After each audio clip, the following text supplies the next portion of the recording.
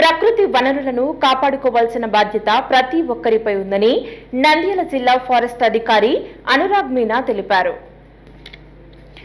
Nandyal Sri Ramakrishna degree కళాశాల నందు ప్రపంచ ప్రకృతి సంరక్షణ దినోత్సవం సోమవారం నిర్వహించారు.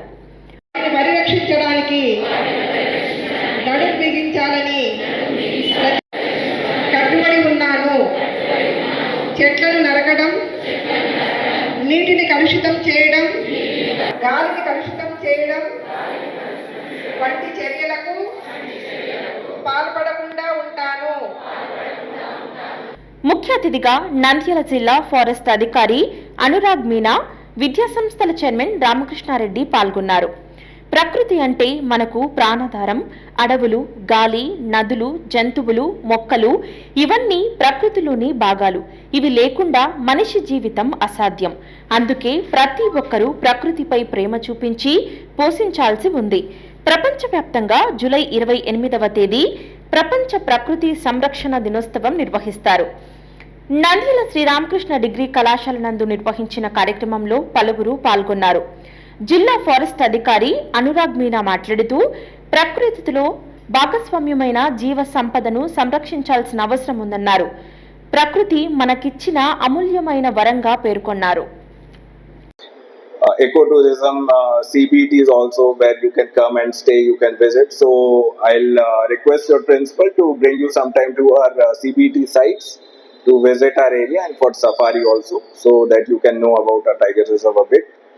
And next we also have bison in our area these days, and so some of the issues regarding illegal smuggling of bamboos and some issues are there. So for like that, for those issues also I like to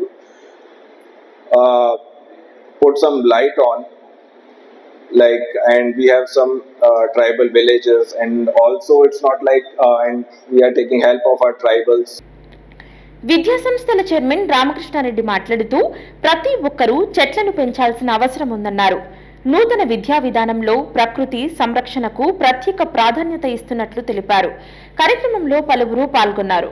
మనం చెట్లను పెంచే బదులుగా చెట్లని కొట్టేయడం, ఇవన్నీ కూడా నేచర్ని దెబ్బతీసేటువంటి అంశాలు.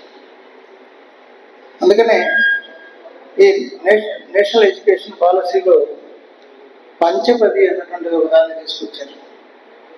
అది నర్సరీ నుంచి పీజీ, పిహెచ్డీ చేసే స్టూడెంట్ అందరికీ కూడా పంచపది అన్నటువంటిది వర్తింపజేసేలాగా పిల్లల్ని మనం ప్రయత్నం చేయాలి. సో నేచర్ మనకి మంచి గిఫ్ట్ని ఇచ్చింది. ఆ గిఫ్ట్ని మనం సక్రమంగా సద్వినియోగపరచుకోవాలి. మనం విద్యార్థులు ప్రత్యేకించి కొన్ని రిసోర్సెస్ని ప్రాపర్గా యూటిలైజ్ చేసుకోవటం లేదు అన్నటువంటి విషయాన్ని కూడా గమనించాలి. అది నేచర్కి తెలియదేపం. ఒక 100 మొక్కలు నాటినారనుకోండి, 100 మొక్కలు నాటడం వల్ల ఆ 100 మొక్కలు పెరిగి పెద్దవైతే ఎంతమందికి షెల్టర్ ఇస్తాయి, ఎంతమందికి ఫ్రూట్స్ ఇస్తాయి ఆలోచించండి. హలో అండి, నేను మీకు Rakshitha. Please do subscribe to Nandyal communications.